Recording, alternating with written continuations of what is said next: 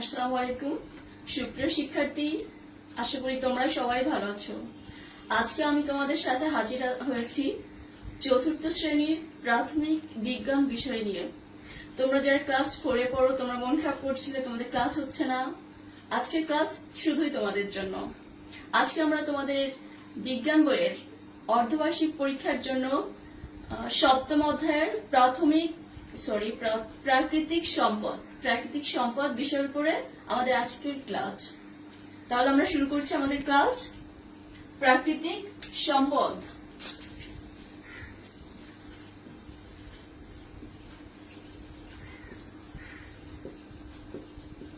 প্রাকৃতিক সম্পদ আমাদের যেহেতু এই সপ্তম অধ্যায় পুরোটাই প্রাকৃতিক সম্পদের উপরে, সেহেতু সর্বপ্রথম আমাদের জানতে হবে প্রাকৃতিক সম্পদটা কি। প্রাকৃতিক সম্পদ হলো আমরা কিন্তু প্রকৃতি থেকে অনেক জিনিস পাই, অনেক ধরনের জিনিস পাই। এই জিনিসগুলো আমাদের জন্য খুবই গুরুত্বপূর্ণ, আমাদের অনেক কাজে লাগে। সেগুলো হচ্ছে কি হতে পারে? আলো, বাতাস, মাটি, পানি, গাছপালা। এগুলোই হচ্ছে আমাদের প্রাকৃতিক সম্পদ, কারণ আমরা এগুলো হচ্ছে প্রকৃতি থেকে পাচ্ছি। তাহলে প্রাকৃতিক সম্পদ কাকে বলে? যে সমস্ত সম্পদ আমরা প্রকৃতি থেকে পাই এবং আমাদের কাজে লাগে তাকেই বলা হচ্ছে প্রাকৃতিক সম্পদ। আমি আবারও বলছি, প্রকৃতি থেকে প্রাপ্ত সম্পদ যা আমাদের কাজে লাগে তাকে বলে প্রাকৃতিক সম্পদ। তোমাদের কিন্তু এটা হোমওয়ার্ক থাকবে যে প্রাকৃতিক সম্পদ বলতে কি বোঝো বা প্রাকৃতিক সম্পদ কাকে বলে। আমি একটু সংজ্ঞা লিখি। প্রকৃতি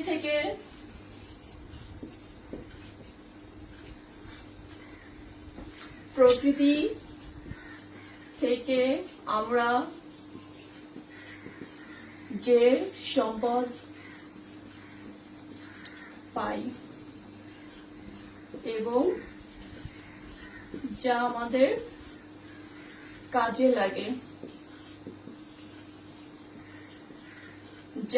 কাজে লাগে, তাই প্রাকৃতিক সম্পদ।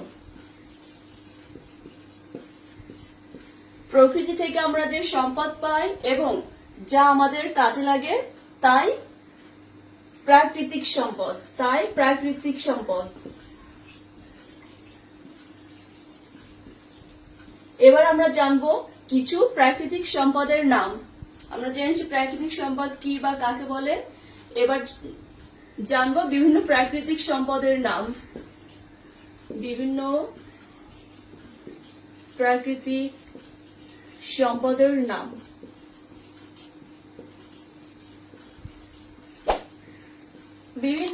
সম্পদের নাম। আমি প্রথমেই বলেছি পানি। তাহলে পানি সম্পদ একটি অন্যতম প্রাকৃতিক সম্পদ। আরো আছে বনজ সম্পদ, আরো আছে ভূমি সম্পদ, আরো আছে খনিজ সম্পদ। এই সবই হচ্ছে প্রাকৃতিক সম্পদ। আমি লিখি সেগুলা। বনজ সম্পদ, তারপর আসছে ভূমি সম্পদ, আরো আছে খনিজ সম্পদ। কিন্তু এগুলো শুধু আমরা নাম লিখেছি। যদি প্রশ্ন আছে যে কয়েকটি প্রাকৃতিক সম্পদের নাম লেখো, 4টি বা 5টি, হয়তো সেটা আমাদের সংক্ষিপ্ত প্রশ্নের জন্য। কিন্তু যদি আমাদের প্রশ্ন আসে যে প্রাকৃতিক সম্পদ আমাদের কি কাজে লাগে, তার একটি তালিকা তৈরি করো। আমাদের যে বিজ্ঞানে কাঠামোবদ্ধ প্রশ্ন আছে, সেই প্রশ্নগুলো যদি এমন থাকে প্রাকৃতিক সম্পদ আমাদের কি কাজে লাগে, সেগুলোর একটি তালিকা তৈরি করো। তাহলে আমাদের সবগুলো এক একটা সম্পদের হয়তো 2টি করে বা 1টি করে যদি আমরা কাজ লিখি, সেক্ষেত্রে আমাদের সম্পূর্ণ কোশ্চেনের আনসার হয়ে যাবে। এখন আমরা জানবো পানি সম্পদটা কি, পানি সম্পদ আমরা কোথায় পাবো, পানি সম্পদ আমাদের কি কাজে লাগে। তাহলে আমরা প্রথমে একটু দেখে নেই পানি সম্পদ বিষয়ে। পানি সম্পদ তোমরা জানো, আমরা হচ্ছে খাল, বিল, নদী, নালা, পুকুর, সাগর, এগুলো প্রচুর পরিমাণে পানি, এগুলো থেকে আমরা পানি পাই। এখন যদি প্রশ্ন হয় যে কোথা থেকে আমরা পানি সম্পদ পাই বা পানি সম্পদের উৎস কি, পানি সম্পদের উৎস হচ্ছে খাল, বিল, খাল বিল, পুকুর, পুকুর আর কি হতে পারে, সাগর, এগুলো হচ্ছে আমাদের পানি সম্পদের উৎস। এখন এই পানি সম্পদ আমাদের কি কাজে লাগে? পানি সম্পদের এবার জানবো আমরা কাজ। প্রত্যেকটি সম্পদের এভাবে আমরা আমাদের বিস্তারিত জানতে হবে। পানি সম্পদ আমাদের কি কাজে লাগে? প্রথমে আসি আমাদের বেঁচে থাকার জন্য। জীবের বেঁচে থাকার জন্য পানি লাগে, অর্থাৎ পানি ছাড়া আমরা বাঁচতে পারি না। তার মানে বেঁচে থাকার জন্য পানি অত্যন্ত গুরুত্বপূর্ণ। বেঁচে থাকার জন্য, বেঁচে থাকার জন্য পানি অত্যন্ত গুরুত্বপূর্ণ। আর কি কাজে লাগে আমাদের? তোমরা সবাই জানো বাসায় কিন্তু পানি আমাদের প্রচুর পরিমাণে কাজে লাগে। তোমাদের বাসা পরিষ্কার পরিচ্ছন্ন করার জন্য, তোমাদের জামা কাপড় পরিষ্কার পরিচ্ছন্ন করার জন্য, রান্না করার জন্য, ধোয়া মোছার কাজে পানি ব্যবহৃত হয়। তাহলে আমি এখানে আরেকটা পয়েন্ট লিখছি, রান্না করার জন্য বা রান্না করার কাজে পানি ব্যবহৃত হয় বা পানি প্রয়োজন। আমরা দুইটা পয়েন্ট দেখলাম। পানি সম্পদের আমি এখানে আরেকটি পয়েন্ট লিখেছি, বিদ্যুৎ উৎপন্ন করার জন্য পানি ব্যবহৃত হয়। তাহলে আমরা পানি সম্পদ সম্পর্কে জানলাম। পানি আমরা কোথায় পাই? খাল বিল, পুকুর, নদী নালা, সাগর, এগুলোতে। পানি আমাদের কি কাজে লাগে? বেঁচে থাকার জন্য, রান্না করার কাজে, বিদ্যুৎ উৎপন্ন করার জন্য। আরো আছে অন্যান্য, তোমাদের বই একটু দেখবে। এরপর আমরা যাব পানি সম্পদের পরে বনজ সম্পদে। এরপর আমরা দেখব পানি সম্পদের পরে বনজ সম্পদ। বনজ সম্পদ আমাদের, আমরা বনজ সম্পদ বলতে কি বুঝি? আমাদের বাসায় যে ফার্নিচার গুলো থাকে, দরজা জানালা, এগুলো কিন্তু বনের গাছপালা দিয়ে কিন্তু তৈরি হয়, কাঠ থেকে তৈরি হয়। অর্থাৎ এগুলো কিন্তু বনজ সম্পদ থেকেই উৎপন্ন। অর্থাৎ বনজ সম্পদ আমরা কোথায় পাবো? বনের গাছপালা। এটাই হচ্ছে আমাদের বনজ সম্পদ। বনজ সম্পদ আমাদের কি কাজে লাগে? এই যে আমাদের যে আসবাবপত্র তৈরিতে, বিভিন্ন নির্মাণ সামগ্রীতে আমাদের বনজ সম্পদ কাজে লাগে।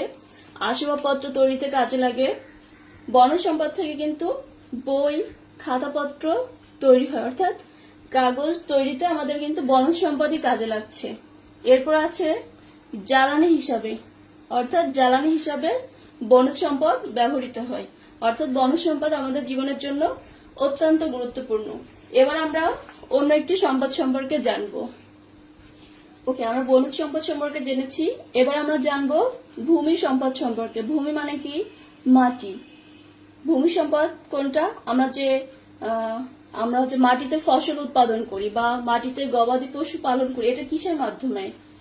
এখানে কোন সম্পদটা সব থেকে বেশি গুরুত্বপূর্ণ? এখানে অবশ্যই ভূমি সম্পদটি সব থেকে বেশি গুরুত্বপূর্ণ। কারণ কি? আমরা দেখো ভূমির উপরেই ঘরবাড়ি নির্মাণ করছি, ভূমির উপরে বিভিন্ন ধরনের গাছপালা জন্মাচ্ছে, আবার মৃৎশিল্প তৈরিতে কিন্তু এই মাটি ব্যবহৃত হচ্ছে। ঠিক আছে? তাহলে ভূমি সম্পদের কাজ কি?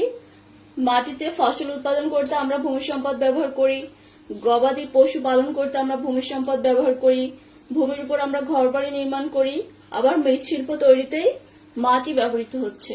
আমাদের আর একটি পয়েন্ট বাকি আছে, সেটা হচ্ছে খনিজ সম্পদ। তাহলে আমাদের শুধু বাকি ছিল একটা, সেটা হচ্ছে খনিজ সম্পদ। খনিজ সম্পদ আসলে কোনগুলো? খনিজ সম্পদ কোথায় থাকে? এগুলো থাকে মাটির নিচে, মাটির গভীরে। মাটির গভীরে যে শিলা, তেল, কয়লা, প্রাকৃতিক গ্যাস, আরো থাকে তামা, বিভিন্ন চুনাপাথর, এগুলো সবই হচ্ছে খনিজ সম্পদ। খনিজ সম্পদ আমাদের কি কাজে লাগে? এই যে তেল বা কয়লা আমরা যে মাটির নিচে পাই, যে খনিজ সম্পদগুলো পাই, এগুলো পুড়িয়ে তাপ উৎপন্ন হয় এবং ওই তাপই হচ্ছে আমাদের রান্নার কাজে ব্যবহৃত হয়। আবার কি কাজে লাগে? তেল কয়লা পুড়িয়ে যে তাপ উৎপন্ন হয় তা বিদ্যুৎ উৎপাদনে ব্যবহৃত হয়। ঠিক আছে? তোমরা সবাই বুঝতে পারছো? বুঝতে যদি পারো সেটা তোমরা অবশ্যই জানাবে, বুঝতে না পারলেও তোমরা জানাবে। তাহলে আমরা প্রথমে ছিল আমাদের টপিকটা প্রাকৃতিক সম্পদ। আমরা জেনেছি প্রাকৃতিক সম্পদ কি। প্রাকৃতিক সম্পদ হচ্ছে প্রকৃতি থেকে আমরা যে সম্পদগুলো পাই এবং আমাদের কাজে লাগে, সেটাই হচ্ছে প্রাকৃতিক সম্পদ। আমরা বিভিন্ন প্রাকৃতিক সম্পদের নাম জেনেছি। তার মধ্যে ছিল আমাদের প্রথমে পানি সম্পদ, তারপরে ছিল বনজ সম্পদ, তারপরে ভূমি সম্পদ এবং খনিজ সম্পদ। এছাড়া আরো অন্যান্য প্রাকৃতিক সম্পদ আছে। সেগুলো কি? সূর্যের আলো, তাপ, এগুলো হচ্ছে অন্যান্য প্রাকৃতিক সম্পদ। আমরা জেনেছি পানি সম্পদটা কি, কোথা থেকে পাওয়া যায়, পানি সম্পদের কাজ জেনেছি আমরা, এমনকি সব সম্পদগুলো সম্পর্কে মোটামুটি জেনেছি, এগুলোর কাজ জেনেছি। এবার তোমাদের একটা হোমওয়ার্ক থাকবে, আমি হোমওয়ার্কটি তোমাদের লিখে দিব। তোমরা অবশ্যই সেটি খাতায় লিখে, প্রশ্নের উত্তরটি খাতায় লিখে আমাকে অবশ্যই কমেন্টে তোমাদের ছবি দিবে, আমি এটা অবশ্যই চেক করব। ওকে প্রিয় শিক্ষার্থী, আমাদের আজকের পাঠের যে আলোচনাটি ছিল তার থেকে তোমাদের আজকের বাড়ির কাজ, সেটি হচ্ছে আমি লিখে দিয়েছি প্রাকৃতিক সম্পদ কাকে বলে। এটার মার্ক হচ্ছে 1। সেই সাথে প্রাকৃতিক সম্পদ আমাদের কি কাজে লাগে, প্রাকৃতিক সম্পদ আমাদের কি কাজে লাগে তার একটি তালিকা তৈরি করো। অর্থাৎ প্রথম অংশের জন্য 1 মার্ক, দ্বিতীয় অংশের জন্য 5 মার্ক, সর্বমোট 6 মার্ক। যারা চতুর্থ শ্রেণীতে আছো অবশ্যই তোমরা ক্লাসটি মন দিয়ে দেখবে, সেই সাথে হোমওয়ার্কটি অবশ্যই করবে, আমি চেক করব। সবাই ভালো থাকো, আল্লাহ হাফেজ।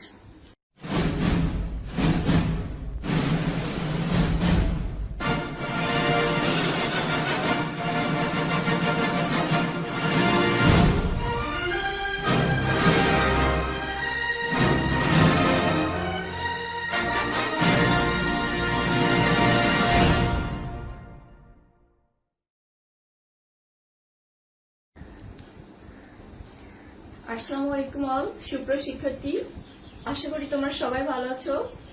আজকের ক্লাসটিও শুধুমাত্র চতুর্থ শ্রেণীর জন্য। চতুর্থ শ্রেণীর সাবজেক্ট বিজ্ঞান, অধ্যায় হচ্ছে সপ্তম অধ্যায়। গত ক্লাসে আমরা তোমাদের সপ্তম অধ্যায়ের যে প্রাকৃতিক সম্পদটি আছে সেই প্রাকৃতিক সম্পদের একটা অংশ আলোচনা করেছিলাম, যে প্রাকৃতিক সম্পদ কাকে বলে এবং বিভিন্ন ধরনের প্রাকৃতিক সম্পদ সম্পর্কে আলোচনা করেছিলাম। আজকে আমরা জানবো ওই প্রাকৃতিক সম্পদগুলোর মধ্যে কোনগুলো হচ্ছে আমাদের নবায়নযোগ্য সম্পদ এবং কোনগুলো হচ্ছে অনবায়নযোগ্য প্রাকৃতিক সম্পদ। তাহলে চলো দেখি আমরা আজকের ক্লাস প্রাকৃতিক সম্পদের শ্রেণী বিভাগ। প্রাকৃতিক সম্পদের শ্রেণী বিভাগ। প্রাকৃতিক সম্পদকে সাধারণত কয় ভাগে ভাগ করা যায়? আমরা যে প্রাকৃতিক সম্পদগুলো পাই সেগুলোকে মোট 2 ভাগে ভাগ করা যায়। কয় ভাগে? 2 ভাগে। একটি হচ্ছে নবায়নযোগ্য প্রাকৃতিক সম্পদ, আরেকটি হচ্ছে অনবায়নযোগ্য প্রাকৃতিক সম্পদ। নবায়নযোগ্য প্রাকৃতিক সম্পদ কি? এটা একটা মনে হচ্ছে শব্দটা বেশ কঠিন। আসলে আমরা যে সম্পদগুলো পাই সে সম্পদগুলোর পরিমাণ কিন্তু আনলিমিটেড, অর্থাৎ প্রচুর। আমাদের সম্পদ যে প্রচুর এরকম না, কিছু সম্পদ আছে প্রচুর, আবার কিছু সম্পদ আছে সেগুলোর পরিমাণ খুবই সীমিত। তাহলে যে সম্পদগুলো ব্যবহার করার পর নিঃশেষ হয় না, অর্থাৎ শেষ হয়ে যায় না, পুনরায় আমরা প্রকৃতি থেকে আমরা ওটা ব্যবহার করতে পারি, সেগুলোকে বলা হচ্ছে নবায়নযোগ্য প্রাকৃতিক সম্পদ। আর যে সম্পদগুলো একবার ব্যবহার করার ফলে ওটা শেষ হয়ে যাচ্ছে, আমরা আর পুনরায় পাচ্ছি না, ওগুলোর পরিমাণ কম, সেগুলোকে বলা হচ্ছে অনবায়নযোগ্য প্রাকৃতিক সম্পদ। আমি দেখো বোর্ডে লিখেছি, ক নম্বরে আছে নবায়নযোগ্য প্রাকৃতিক সম্পদ এবং খ নম্বরে আছে অনবায়নযোগ্য প্রাকৃতিক সম্পদ। আমি আরেকবার বলছি তোমাদের, প্রাকৃতিক সম্পদ, নবায়নযোগ্য প্রাকৃতিক সম্পদটা কি। তাহলে আমরা প্রথমে একটু দেখে নেই নবায়নযোগ্য প্রাকৃতিক সম্পদ কাকে বলে। আমি বোর্ডে লিখেছি, যেসব প্রাকৃতিক সম্পদ ব্যবহারের ফলে নিঃশেষ হয়ে যায় না, অর্থাৎ যেসব প্রাকৃতিক সম্পদ ব্যবহারের ফলে নিঃশেষ হয়ে যায় না, প্রকৃতি থেকে পুনরায় পাওয়া যায় এবং ব্যবহার করা যায়, তাকে নবায়নযোগ্য প্রাকৃতিক সম্পদ বলে। অর্থাৎ আমরা যদি প্রচুর পরিমাণে ব্যবহার করি তারপর এগুলো শেষ হবে না, সেগুলো কি হতে পারে, কোন ধরনের সম্পদ নবায়নযোগ্য সম্পদ হতে পারে? যেমন হতে পারে পানি, তারপরে বায়ু, সূর্যের আলো, উদ্ভিদ সূর্যের আলো ইত্যাদি হচ্ছে নবায়নযোগ্য প্রাকৃতিক সম্পদ। তাহলে অনবায়নযোগ্য প্রাকৃতিক সম্পদ কাকে বলে? অনবায়নযোগ্য প্রাকৃতিক সম্পদ যেসব প্রাকৃতিক সম্পদ একবার ব্যবহার করে নিঃশেষ হয়ে যায়, আমরা যদি বারবার ব্যবহার করি ওগুলো একদমই নিঃশেষ হয়ে যাবে, আর ফিরে পাওয়া যাবে না, তাকে বলা হচ্ছে অনবায়নযোগ্য প্রাকৃতিক সম্পদ। এগুলোর পরিমাণ হচ্ছে সীমিত। এগুলো কি হতে পারে? তোমার বাসা বাড়িতে তোমার আম্মুরা যে রান্না করে কিসের মাধ্যমে? গ্যাসের মাধ্যমে, অর্থাৎ যে সিলিন্ডারে যে গ্যাস, এটার পরিমাণ কিন্তু সীমিত, এই জন্য কিন্তু অত্যন্ত সতর্কতার সাথে রান্না করা হয়। আবার রান্না করার জন্য যে তেল প্রয়োজন, এই তেলের পরিমাণ কিন্তু সীমিত, এর জন্য আমরা অনেক সতর্কতার সাথে এগুলো ব্যবহার করি। তাহলে তেল, কয়লা, আর কি হতে পারে অনবায়নযোগ্য সম্পদ? হতে পারে প্রাকৃতিক গ্যাস, এগুলো হচ্ছে অনবায়নযোগ্য সম্পদ। তাহলে আমি আরেকবার পড়ে নিই। আমরা প্রাকৃতিক যে সম্পদ আছে সেগুলোকে আমরা দুই ভাগে ভাগ করেছি বা দুই ভাগে ভাগ করা যায়। ক নম্বরে ছিল নবায়নযোগ্য প্রাকৃতিক সম্পদ, যেটা ব্যবহার ফলে নিঃশেষ হয়ে যায় না, যেমন পানি, বায়ু, উদ্ভিদ, সূর্যের আলো ইত্যাদি। আর অনবায়নযোগ্য সম্পদ হচ্ছে ব্যবহারের ফলে নিঃশেষ হয়ে যায়, সেগুলো কি কি? তেল, কয়লা, প্রাকৃতিক গ্যাস ইত্যাদি। এখন আমরা জানবো আমাদের বাংলাদেশের প্রাকৃতিক সম্পদ সম্পর্কে। এরপর আমরা জানবো, আমরা নবায়নযোগ্য এবং অনবায়নযোগ্য প্রাকৃতিক সম্পদ সম্পর্কে জেনেছি। এবার একটা টপিক হচ্ছে বাংলাদেশের প্রাকৃতিক সম্পদ। আমাদের বাংলাদেশে কোন কোন ধরনের প্রাকৃতিক সম্পদ রয়েছে?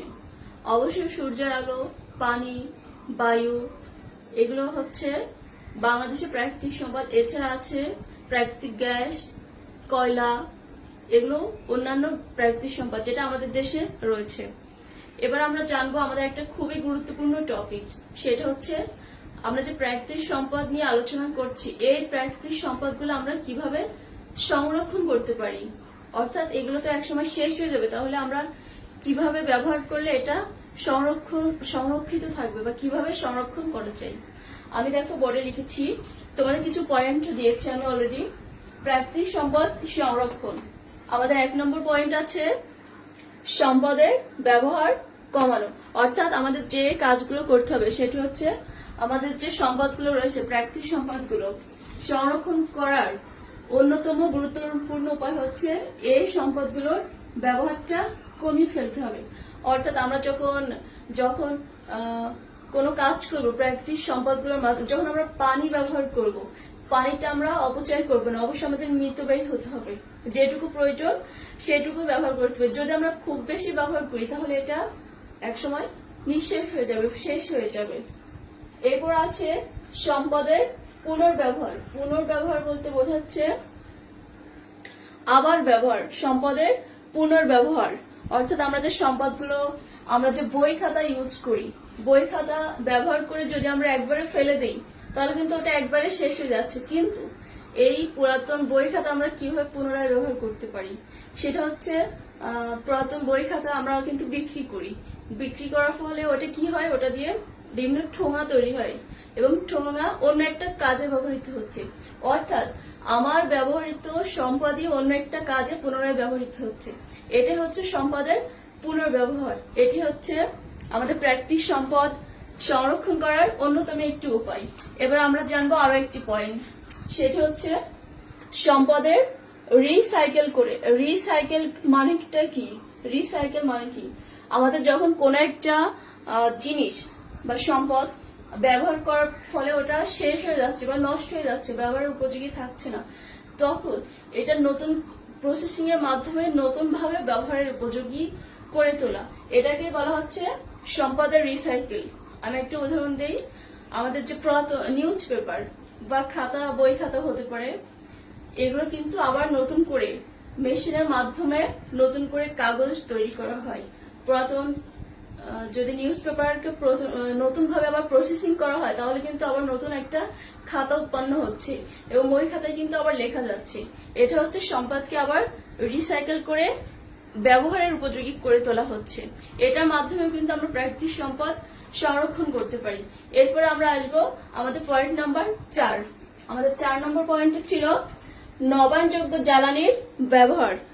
নবায়নযোগ্য জ্বালানি ছিল কোনগুলা, যেগুলো ব্যবহারের ফলে সহজেই শেষ হয়ে যায় না, সেগুলো হচ্ছে নবায়নযোগ্য সম্পদ, নবায়নযোগ্য প্রাকৃতিক সম্পদ।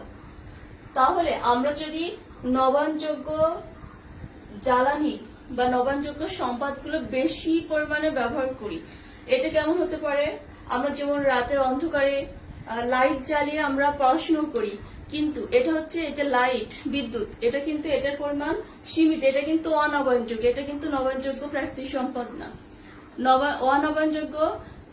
নবায়নযোগ্য প্রাকৃতিক সম্পদ কোনটি? সূর্যের আলো। যদি আমরা দিনের বেলায় বেশি পড়াশোনা করি, দরজা জানালা খোলা রাখি, তাহলে কিন্তু অবশ্যই সূর্যের আলো ঘরে প্রবেশ করবে এবং ওই আলোতে আমি পড়াশোনা করতে পারবো। অর্থাৎ এই নবায়নযোগ্য প্রাকৃতিক সম্পদকে কাজে লাগাতে হবে বেশি, তাহলে আমাদের প্রাকৃতিক সম্পদটা আরো বেশি ভালোভাবে সংরক্ষণ করা যাবে। এরপর আমাদের একটি সর্বশেষ যে পয়েন্টটি আছে সেটি হচ্ছে অভ্যাসের পরিবর্তন। অভ্যাসের পরিবর্তন সেটা কি? আমাদের কিছু অভ্যাস আছে, আমাদের যখন রুমের ক্লাসরুম হতে পারে, বাসা বাড়ি হতে পারে বা অফিস রুম হতে পারে, আমরা যখন রুম থেকে বের হয়ে যাই, ভুল করে দেখাচ্ছে আমরা ফ্যানের সুইচ বা লাইট এগুলো কিন্তু আমরা ভুল করে অন করে রেখে চলে যাই, কিন্তু এগুলো কখনোই করা যাবে না। তাতে আমাদের প্রাকৃতিক সম্পদ আরো বেশি পরিমাণে শেষ হয়ে যায়। তাহলে আমাদের এই অভ্যাসগুলো চেঞ্জ করতে হবে, অর্থাৎ অবশ্যই সতর্কতার সাথে আমরা যখন বের হব এই সুইচ গুলো বন্ধ করে রাখবো। তাহলে কি হবে? ওই সম্পদগুলো কিন্তু ওই সময় আর অপচয় হচ্ছে না, অর্থাৎ সংরক্ষিত ভাবেই থাকছে। তাহলে আমাদের প্রাকৃতিক সম্পদটা আমরা কিভাবে সংরক্ষণ করতে পারছি? 1 নম্বর হচ্ছে সম্পদের ব্যবহারটা আমাদের কমিয়ে ফেলতে হবে, যত পারা যায় কম ব্যবহার করতে হবে। 2 নম্বর, সম্পদ ব্যবহার করার পর আবার নতুন একটা কাজে ব্যবহার করতে হবে, অর্থাৎ সম্পদের পুনর্ব্যবহার। তারপরে সম্পদের রিসাইকেল, অর্থাৎ নতুন করে ব্যবহারের উপযোগী করে গড়ে তোলা। এরপর আছে নবায়নযোগ্য জ্বালানির ব্যবহার, এগুলোর ব্যবহারটা আমরা বেশি করার চেষ্টা করব। সর্বশেষ আছে অভ্যাসের পরিবর্তন, অর্থাৎ আমাদের যে অভ্যাসগুলো আছে খারাপ অভ্যাস, যার ফলে আমাদের প্রাকৃতিক সম্পদ বেশি পরিমাণে শেষ হয়েছে, আমরা অবশ্যই সেগুলো করব না, আরো বেশি সতর্ক থাকবো। তাহলে আমাদের এখানে আজকের যে হোমওয়ার্কটি থাকবে তোমাদের, সে হোমওয়ার্কটি হচ্ছে বাড়ির কাজ। তাহলে আমাদের বাড়ির কাজ কি থাকছে? নবায়নযোগ্য প্রাকৃতিক সম্পদ কি? প্রাকৃতিক সম্পদ সংরক্ষণের 5টি উপায় লেখো। নবায়নযোগ্য প্রাকৃতিক সম্পদ কি, এটার জন্য 1 মার্ক, এবং প্রাকৃতিক সম্পদ সংরক্ষণের যে 5টি উপায়, অর্থাৎ 5টি পয়েন্ট করে লিখতে হবে, সেখানে 5 মার্ক, সেখানে সর্বমোট 6 মার্ক। আশা করি তোমরা সবাই বাসায় এটা দেখবে, সেই সাথে আমাদের হোমওয়ার্কটি যে থাকবে অবশ্যই করবে। হোমওয়ার্কটি করার পরে অবশ্যই তোমরা কমেন্টে খাতায় লিখে, প্রশ্নের উত্তরটি খাতায় লিখে অবশ্যই তোমরা ওখানে সাবমিট করবে। সবাই ভালো থাকো, সুস্থ থাকো, আল্লাহ হাফেজ।